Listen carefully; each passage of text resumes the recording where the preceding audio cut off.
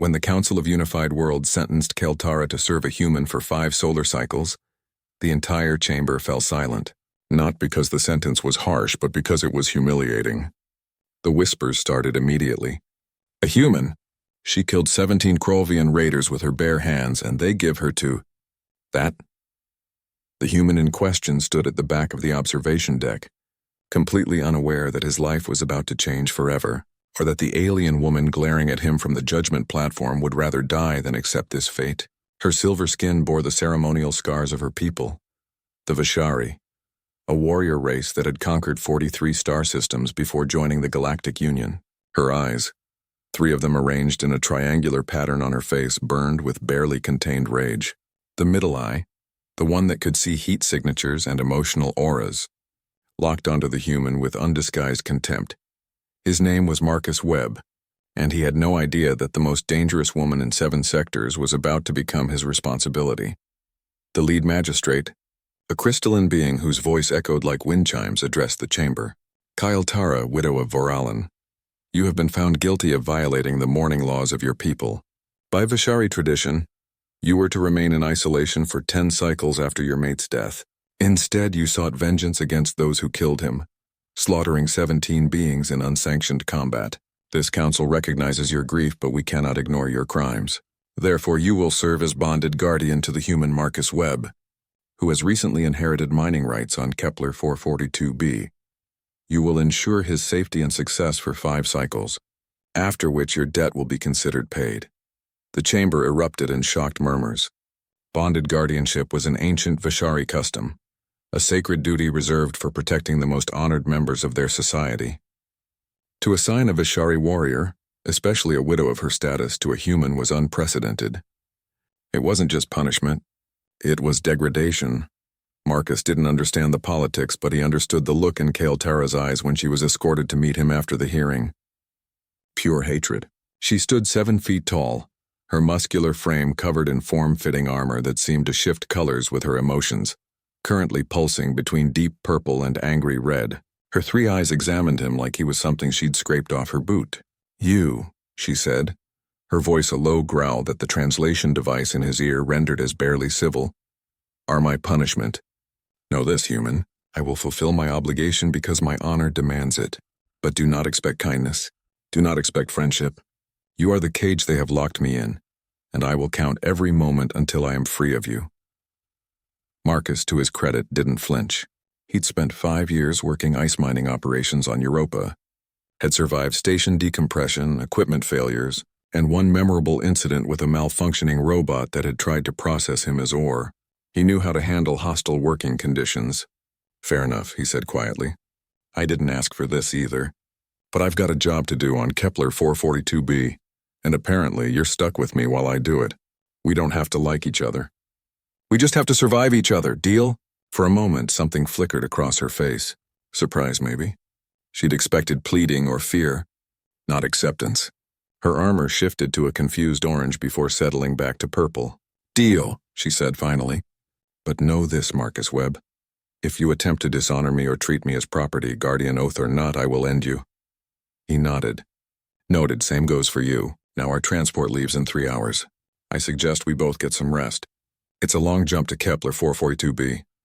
She watched him walk away, her middle eye reading his emotional aura. No fear, no excitement at having a Vishari warrior at his command, just weariness and determination. Perhaps, she thought, this would be even worse than she imagined. Not because he was cruel, but because he simply didn't care about the honor that had just been stripped from her. The journey to Kepler 442b took 2 weeks through slip space. 2 weeks of awkward silence, of Keltara taking up position by the ship's viewport and staring at the stars, of Marcus reviewing mining surveys and equipment manifests. They orbited each other like hostile planets, never quite colliding but never finding harmony either. On the 5th day, Marcus made coffee in the ship's small galley. The smell seemed to disturb Keltara, whose enhanced senses picked up every chemical compound in the brew. That substance is poison to 17 known species, she observed. Good thing I'm human then, Marcus replied, taking a deliberate sip. Want to try some? She looked at him like he'd offered her live insects. I would rather drink reactor coolant. He shrugged. Suit yourself. But the next morning, He found her examining the coffee maker, her 3 eyes narrowing as she studied its function. She didn't ask about it and he didn't offer. But he noticed she'd stopped commenting on his consumption of it. On the 10th day, the ship's entertainment system malfunctioned, leaving them without the individual privacy screens that had allowed them to ignore each other. Marcus pulled out an old-fashioned book, actual paper, a rare luxury in space. Kael'Tara's curiosity finally overcame her pride. You read physical text? Why not use neural implants? He looked up, surprised she was initiating conversation. I like the feel of it. The smell. It's grounding. Reminds me there's more to existence than data streams and holograms. She was silent for a moment. Vishari keep memory stones, physical objects that hold the imprints of important moments. We press our foreheads to them and relive the memories of those who came before. It was the first personal thing she'd shared. That sounds beautiful, Marcus said carefully. It is, she replied, her voice suddenly soft. I had to leave mine behind. The council sees them as part of my sentence. They said I was too attached to the past to my grief. For the first time, Marcus saw past the warrior exterior to the woman underneath. The widow who'd lost everything. Kepler 442b was a harsh world, all red rocks and thin atmosphere, dotted with valuable mineral deposits that made it worth the discomfort. The mining station was basic, prefabricated modules that Marcus would call home for the next several years. Kael'Tara's quarters were adjacent to his, connected by a common area that felt too small for her towering presence. The first week was rough. Marcus worked 18-hour days setting up equipment, running diagnostics, establishing supply chains. Kael'Tara followed him everywhere, as her guardian oath demanded, growing increasingly frustrated with what she saw as menial labor. This is what humans do? She asked one evening as Marcus calibrated a drill array for the 100th time. You burrow in dirt for shiny rocks? This is your grand purpose? He wiped sweat from his forehead, leaving a streak of red dust. Somebody has to. These shiny rocks include rare earths needed for medical equipment, ship drives, and life support systems across 50 colonies. It's not glorious, but it matters, she snorted. Vishari mine for resources too, but we use automated systems. We don't demean ourselves with manual labor. Marcus's patience, worn thin by exhaustion, finally snapped. Yeah? Well, maybe that's why humans punch above our weight class in the galactic community. We're not afraid to get our hands dirty. We don't need everything to be glorious. We just need it to work. The argument might have escalated, but the proximity alarm chose that moment to blare. Marcus's console lit up with warnings. Shit, sandstorm category 5 moving fast. Kael'Tara's combat instincts kicked in immediately. Threat level? To the station. Minimal if we seal up. To the equipment outside? Could damage or bury everything I've spent a week setting up. He was already moving, grabbing an environment suit. I need to secure the drill array or we'll lose months of work. She grabbed his arm, her strength casual and overwhelming. You'll die out there. That storm will shred your suit. He met her 3-eyed gaze steadily. Probably. But I didn't come 40 light years and spend my life savings on equipment to lose it to weather. If you're my guardian, then guard me. Otherwise, stay here. He pulled free and headed for the airlock. For a moment, Kael'Tara stood frozen, torn between letting the foolish human learn a painful lesson and her oath-bound duty. Then she cursed in Vishari, a string of words the translator wisely didn't render, and grabbed her own gear. The storm hit like a physical force. Wind-driven sand blasted against them, visibility dropping to near zero. Marcus could barely see the drill array 50 meters ahead, but he could feel Kael'Tara's presence beside him, her armored form blocking the worst of the wind. She didn't speak, just positioned herself as a living shield, her enhanced physiology able to withstand what would shred him. Together they reached the equipment. Marcus worked frantically, deploying protective covers and anchoring systems while Kael'Tara stood guard, her body taking punishment that would kill him. Through the howling wind he could hear her breathing, steady and controlled, a warrior's discipline keeping her focused. When the last anchor was secured, he grabbed her arm and pointed back toward the station. The return journey was worse. The storm had intensified and Marcus's suit was taking damage, minor breaches triggering warning alarms. He stumbled, falling to one knee. Kael'Tara didn't hesitate. She lifted him bodily, cradling his smaller form against her chest, and pushed through the storm with raw determination. Her armor was scarred, her breathing labored, but she didn't stop. Not until they crashed through the airlock and sealed the door behind them. They collapsed on the floor, gasping. Marcus's suit was compromised in 3 places, his skin abraded where sand had gotten through. Kael'Tara's armor was damaged, sections powered down, revealing the silver skin beneath now covered in cuts and bruises. "You're insane," she panted, risking death for equipment. He laughed, the sound slightly hysterical from adrenaline. "You're insane. You could have stayed inside." She looked at him, her 3 eyes focusing with an intensity that made him feel transparent. "You are my charge. Foolish or not, your life is my responsibility." Something passed between them in that moment, an understanding that went beyond words. "Thank you," Marcus said quietly, "for having my back out there." Kael'Tara stood, wincing at her injuries. "Do not make me regret it, human. Next time choose survival over equipment." But there was no heat in her words. The next morning, Marcus found her in the common area, attempting to repair her armor. She was struggling with the human standard tools, her larger hands making the delicate work difficult. "May I?" he asked, gesturing to the damaged section. She hesitated, then nodded. For the next hour, they worked in companionable silence, Marcus repairing her armor while she guided him through the Vishari technology. Their hands brushed occasionally, her silver skin warm against his. Over the following weeks, something shifted between them. Kael'Tara began asking questions about his work, genuine curiosity replacing contempt. Marcus started learning Vishari customs, careful to show respect for her culture. He learned that the scars on her skin weren't just ceremonial. Each one represented a challenge overcome, a battle won, a loss endured. The largest scar, running from her left eye down her neck, was from the day her mate Voralin died. She'd taken the wound fighting beside him and lived where he hadn't. "Vishari mate for life," she explained one evening as they shared a meal. Marcus had learned to cook food compatible with her biology, a gesture that had surprised her. "When Voralin fell, part of me died with him. Our traditions say a widow should mourn in isolation. Let the grief purify her spirit. But I couldn't." Her voice cracked slightly. "The ones who killed him were still alive, still laughing, still breathing. How could I sit in silence while they celebrated?" Marcus understood. "So you hunted them?" She nodded. "All 17. I broke our most sacred law, violated the mourning period, brought shame to my clan. And I would do it again. But the council was right about one thing. The vengeance didn't heal me. It just left me empty. I lost someone too," Marcus said quietly. "My wife Sarah, station accident 5 years ago. I know what you mean about the emptiness." Kael'Tara's middle eye, the one that read emotions, studied him carefully. His aura was colored with old grief similar to her own. "Yet you continued." "You built a new life," he smiled sadly. "Not much choice.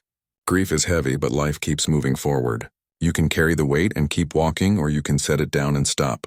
I chose to keep walking." Sarah would have wanted that. For a long moment, Kael'Tara was silent. Then she reached across the table and placed her hand over his, her palm warm and rough with calluses.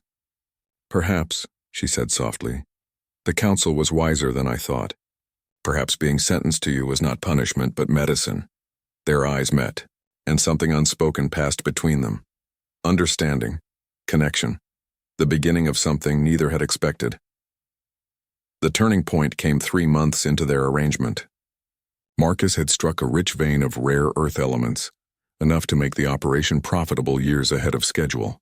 He was celebrating quietly when Kael'Tara entered the common area, her posture stiff, her armor pulsing with distressed colors.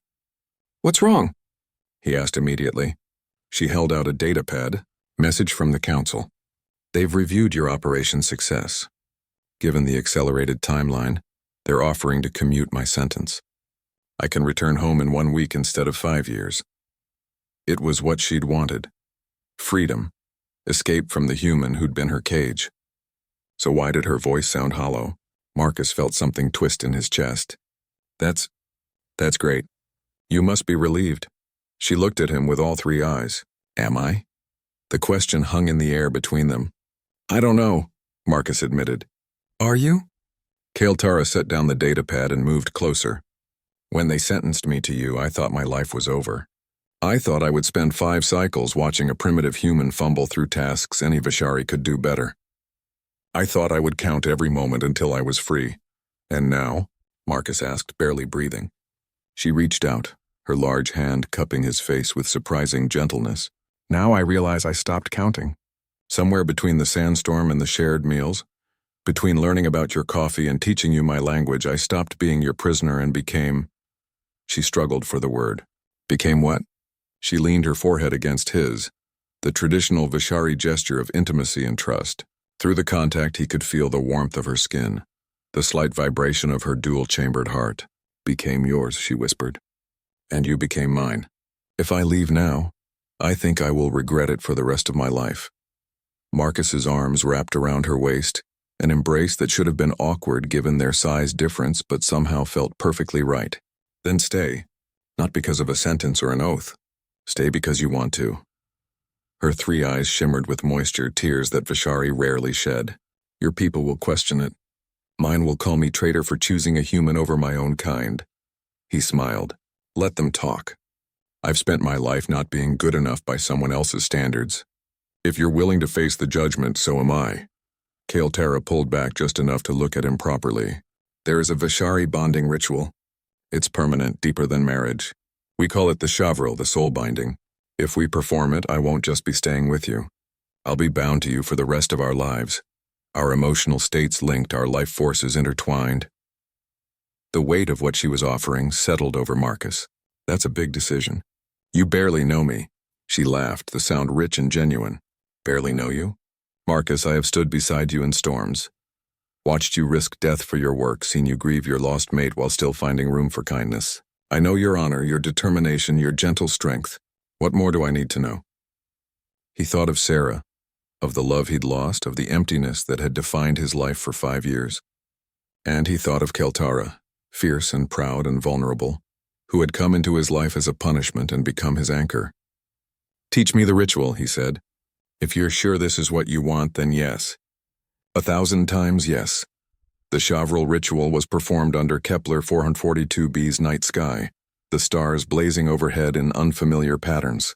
Kaltara wore traditional Vishari ceremonial robes, silver fabric that caught the starlight and seemed to glow. Marcus wore simple clothes, feeling underdressed but unwilling to fake familiarity with customs he didn't understand. She guided him through the ancient words, phrases in Vishari, that the translator rendered as poetry about 2 souls choosing to walk as one. They exchanged blood, a small cut on each palm pressed together, Vishari and human biology mingling in ways that shouldn't work, but somehow did. As their hands joined, Marcus felt something extraordinary, a rush of emotion that wasn't entirely his own. He felt Kaltara's fierce love, her lingering grief for Vor-Alan, her hope and fear about this new bond. And she felt his steadiness, his quiet strength, his love for her that had grown without him fully realizing it. The connection settled between them like a living thing, warm and permanent. We are Shavril now, Kaltara said, her voice thick with emotion. What hurts you hurts me. What brings you joy brings me joy. We are 2 bodies, but 1 spirit. Marcus pulled her close, standing on his toes to properly embrace her towering form. Then I promise to give you every reason to be joyful. The message Marcus sent to the council was brief. Kaltara will be remaining with me, not as guardian but as bonded mate. Her sentence is fulfilled by her choice. We ask for your blessing, but we don't require it. The response came from an unexpected source. The crystalline magistrate who had sentenced her sent a private communication. It seems our punishment has transformed into something we did not anticipate. The council believed assigning Kaltara to a human would teach her humility, would show her that life continues even in degradation. Instead, you both have taught us something more valuable. That honor is not found in status or species, but in the choices we make and the bonds we forge. You have our blessing, and our apology for underestimating you both. Kaltara read the message with Marcus looking over her shoulder. She laughed, genuine and free. They thought they were punishing me by giving me to you. Instead, they gave me the greatest treasure in 7 sectors. Marcus grinned. I could say the same. I thought I was getting a hostile bodyguard. Instead, I got a wife who can bench press a hover truck and has 3 times the visual range of human eyes. Pretty good deal. Life on Kepler 442b settled into a new rhythm. Kaltara proved to be brilliant at optimizing mining operations, her warrior's tactical mind finding efficiencies Marcus had missed.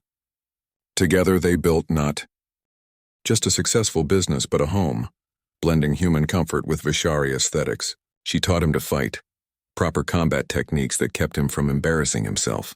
He taught her about human art and music, introducing her to classical guitar, which she found fascinating. Their quarters filled with memory stones that Keltara created, pressing moments of joy and love into physical form. The first time she showed him how to activate one, letting him feel the memory of their bonding ceremony through her perspective, Marcus cried. Seeing himself through her 3 eyes, feeling the love and hope she'd felt in that moment, was overwhelming. "This is how you see me?" he asked, awed. She smiled, her armor shifting to warm gold. "Always. You are my treasure, Marcus Webb. The one they gave me as punishment and the one I chose as my everything." Word of their bonding spread through both human and Vishari communities. Some were scandalized, others were curious, but slowly, grudgingly, acceptance grew. Other cross-species relationships began to form, citing Marcus and Keltara as proof that such bonds could work. They became minor celebrities without meaning to, just by living their lives and refusing to hide their love. On their first anniversary, a transport ship arrived with an unexpected delivery. 3 memory stones, Keltara's confiscated inheritance, returned by order of the council with a note. "These belong with you. May they remind you of where you came from, as you build toward where you are going." Keltara wept as she held them, pressing her forehead to each one, reliving memories of her childhood, her training, her time with Voralin. Marcus held her as she grieved and celebrated in equal measure. Later, she showed him the memories, sharing her past with him completely. "I will always love Voralin," she said. "That love is part of who I am." Marcus kissed her forehead right between her 3 eyes. "I know. Just like I'll always love Sarah. But there's a difference between honoring the past and being trapped by it. We're allowed to love again." The mining operation expanded over the next years. They hired a crew, diverse species working together under Marcus's fair management and Keltara's protective oversight. The settlement grew from a simple outpost to a thriving community. Children played in the red dust, human and alien kids learning each other's games. Marcus and Keltara built a proper home, with space for the family they hoped to start. Vishari-human hybrid children were rare but not impossible, and they were willing to try. On a quiet evening, 5 years after the council's sentence had brought them together, they stood on the ridge overlooking their settlement. The sun was setting, painting the red rocks in shades of amber and gold. Keltara's hand rested on her stomach where new life was just beginning to form, a miracle of biology and love. "Do you ever regret it?" Marcus asked. "Being sentenced to me?" She looked down at him, her 3 eyes soft with affection, her armor glowing warm gold. "Every day I thank the council for their punishment. They thought they were diminishing me. Instead, they gave me everything. A purpose, a home, a mate who sees me not as a warrior or a widow, but simply as Keltara. You are my treasure, Marcus, the gift I received in the wrapping of punishment." He pulled her close as their size difference allowed. "Then we're even. Because you're mine too. The fierce, brilliant, impossible woman who was supposed to be my burden and became my everything." Above them, the stars began to emerge, human constellations mixing with Vishari navigation patterns, 2 cultures blending into something new. Their child would grow up knowing both worlds, both histories, carrying forward the legacy of a love that started as punishment and became something transcendent. In the distance, the mining equipment hummed, the settlement lights flickered on, and life continued in all its messy, beautiful complexity. And Keltara, widow of Voralin, guardian-turned-mate of Marcus Webb, smiled. The council had sentenced her to a human as punishment, thinking it would break her pride and teach her humility. Instead, it had taught her something far more valuable. That love doesn't diminish because it's different. That home isn't a place or a species, but a choice made every day. That sometimes the greatest treasures come wrapped in the strangest packages. She had been sentenced to Marcus Webb, and she had never been more free.